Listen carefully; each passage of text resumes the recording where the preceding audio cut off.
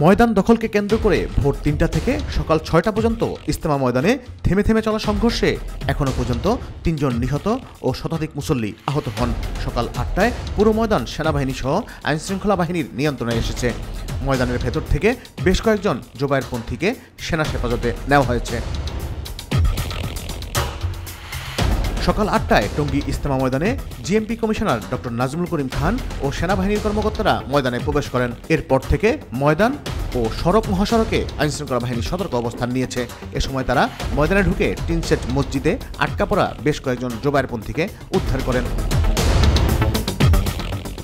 এদিকে বিশ্ব ইজতেমা মাঠ দখলকে কেন্দ্র করে জোবায়ের ও ছাত্রদের মধ্যে সংঘর্ষে নিহত ৩ জনের পরিচয় মিলেছে। সংঘর্ষে নিহতরা হলেন কিশোরগঞ্জ জেলার পাকুন্দিয়া থানার ১১ সিন্ধু গ্রামের আমিনুল ইসলাম বাচ্চু, ঢাকার দক্ষিণখানের বেড়াইদ এলাকার আব্দুস সামাদের ছেলে বেলাল হোসেন ও বগুড়া জেলার তাজুল ইসলাম।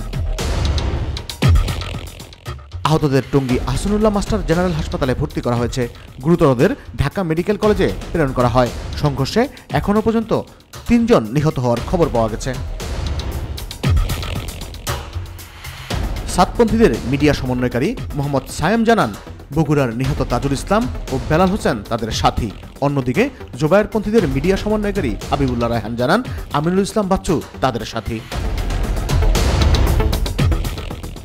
ময়দান এখন শান্তিপূর্ণ। ইজতেমা ময়দানের ভেতরে সাতপন্থীরা অবস্থান করছেন। সাত অনুসারীদের তাবলিগ সদস্য মুফতি মুয়াজ বিন নূর জানান, এই সংঘর্ষের পিছনে কারা উস্কানিদাতা, কেন এই সংঘর্ষ হয়েছে সেটা আমি আপনাদের কাছে আজকে স্পষ্ট করে বলতে চাই। আপনারা জানেন, এই টঙ্গী ইজতেমা ময়দান সরকার শুধুমাত্র তাবলিগের কার্যক্রম পরিচালনা করার জন্য বরাদ্দ করেছিল।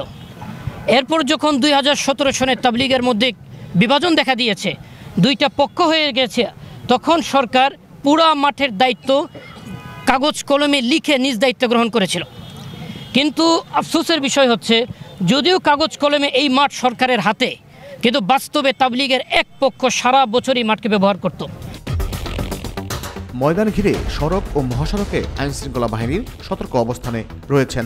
গাজীপুর মহানগর পুলিশের উপকমিশনার NM নাসিরউদ্দিন গণমাধ্যমকে বলেন, এ ঘটনায় এখনও পর্যন্ত আমরা 3 জনের মৃত্যুর খবর পেয়েছি।